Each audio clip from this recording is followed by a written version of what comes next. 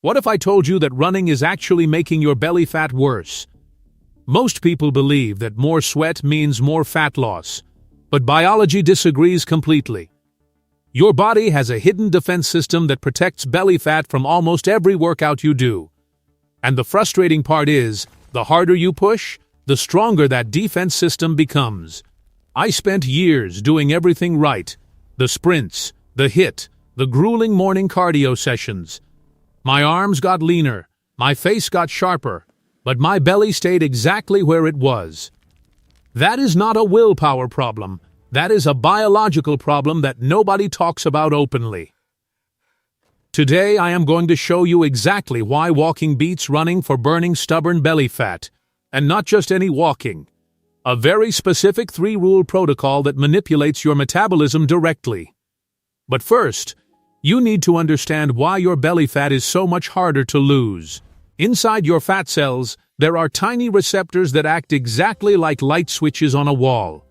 Some of these receptors are green lights. They unlock the fat cell and release stored energy. These green light receptors are called beta receptors, and your face and arms are loaded with them. That is why your cheeks get lean first, but your belly just sits there looking unbothered. Now here is where it gets interesting. Your belly fat has a completely different type of receptor. These are called alpha receptors, and they work like red lights that lock fat cells shut. When your body releases stress hormones, these red lights activate and tell your belly fat to stay. Evolution designed this on purpose. Your body protects belly fat to guard your vital organs during starvation. So your belly is not being stubborn. It is literally following thousands of years of survival programming. Now here is the part that will completely change how you think about your workouts forever. When you sprint, do HIIT, or push through intense cardio, your body releases cortisol and adrenaline rapidly. In your arms, that adrenaline hits the green light, and fat gets released. Great news there. But in your belly, that same adrenaline hits the red light and locks the fat down tighter. And cortisol makes it even worse. Chronically high cortisol is directly linked to increased belly fat storage. So every brutal workout you suffer through is chemically telling your belly fat to stay right there. You are not failing because you are lazy. You are failing because nobody explained the actual biology to you. The fix is not to work harder. The fix is to move your body without stressing it out. There is a specific metabolic state where your body burns fat efficiently, without triggering those red light receptors. Scientists call it the lipid oxidation zone. Most people know it simply as Zone 2 cardio. Think of your body as having 2 separate fuel tanks that it switches between depending on intensity level. Tank A is small and filled with fast-burning sugar. Your body uses this when you run hard. Tank B is enormous and filled with slow-burning fat. Your body uses this during low-intensity movement. A major 2021 meta-analysis reviewed 54 different studies comparing high-intensity cardio against low-intensity cardio head-to-head. The conclusion was clear. High-intensity burns mostly sugar, while low-intensity burns mostly stored body fat directly. When you run, your body burns the lunch you just ate, not the fat on your belly. When you walk, your body reaches into those stubborn fat stores and uses them for fuel instead. And because walking keeps cortisol low, those red light alpha receptors in your belly never get triggered at all. This is the biological advantage that walking has over running. And most fitness content never explains this properly. But here is what I need you to understand.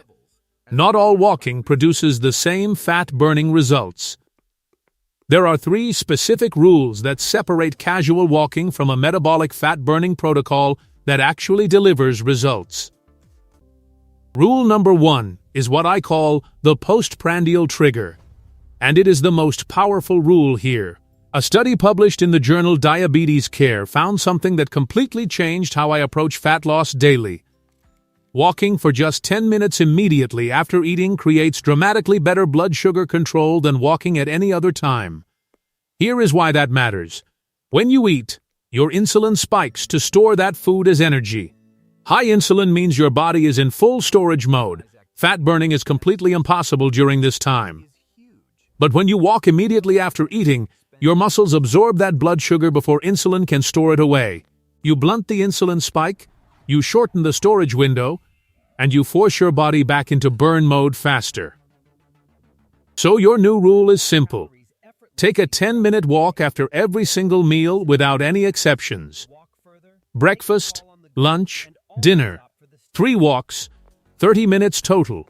And you never even need to change into gym clothes. That is 3,000 steps done before you even think about structured exercise or hitting any gym at all. Rule number 2 is activating what researchers call NEAT, non-exercise activity thermogenesis, and it is wildly underrated. NEAT is every calorie your body burns outside of formal exercise. Fidgeting, pacing, standing, climbing stairs, and walking around. Research shows the difference between a lean person and an overweight person is often not gym time at all. The difference is NEAT levels, and that gap can be as large as 2,000 calories burned per day. Here are 3 simple ways to stack your NEAT without adding any extra time to your daily schedule. First, park at the far end of every parking lot every single time you go somewhere in your car. That one habit alone can quietly add 400 extra steps into your day, with 0 extra effort. Second, never sit down while you are on a phone call. Stand up and pace around the room instead. A 10-minute phone call while pacing can easily add 1,000 steps without feeling like exercise at all. Third, take the stairs every single time they are available to you instead of choosing the elevator or escalator. Stair climbing burns calories nearly 3 times faster than walking on flat ground. It is completely free and always available. Stack all 3 of these habits and you will hit 8,000 to 10,000 steps almost completely by accident daily. Rule number 3 is the one that accelerates everything, and it involves changing the angle of your walking surface. Incline walking is the most underrated fat loss tool that exists right now, and very few people use it correctly. When you walk on a steep incline, your glutes and hamstrings have to work against gravity with every single step. This doubles your metabolic demand compared to flat walking, but without the impact, joint stress, or cortisol spike of running. You stay in the fat-burning zone, but you burn significantly more calories than walking on any flat surface would. The protocol is simple. Set your treadmill to a 12% incline at a speed of 3 miles per hour. Walk for 30 minutes at that setting 2 or 3 times per week on top of your daily steps. One critical warning though, do not hold the handrails when you are doing incline walking on the treadmill machine. The moment you grab those rails, you remove the challenge from your legs and cut your calorie burn in half. If 12% feels too steep without holding on, drop down to 8% and keep your form completely clean. Form matters more than incline number. A proper 8% walk beats a sloppy 12% walk every single time. Now I need to be completely honest with you about something that walking alone cannot fix no matter what. You can walk 10 hours a day and still make 0 progress if your diet is working against you. It takes roughly 60 minutes of walking to burn 300 calories. It takes 45 seconds to eat those same calories. Walking is not a tool for eating whatever you want. Walking is a tool that amplifies a smart diet. Think of your diet as the engine of the car, and walking as the turbocharger that makes everything run faster. The turbocharger only works if the engine has fuel, and the right fuel makes the entire system operate beautifully together. Aim to eat roughly 300 to 500 calories below your daily maintenance level consistently every single day. Combine that with these 3 walking rules, and your belly fat will have absolutely nowhere left to hide from you. Here is your simple 12-week plan broken into 3 clear phases that build on each other progressively every month. Weeks 1 through 4, just build the habit, add the 3 post-meal walks and track your current daily steps. Weeks 5 through 8, aim for 8,000 steps daily minimum and start using all 3 NEAT hacks consistently. Weeks 9 through 12, hit 10 to 12,000 steps daily and add 2 incline sessions every single week. By week 12, people around you will start noticing changes and asking what you have been doing differently lately. The world keeps telling you that results only come from suffering, that if it is not hard, it is not working. But the most effective path is almost always the most sustainable one, and walking is the most sustainable movement humans have.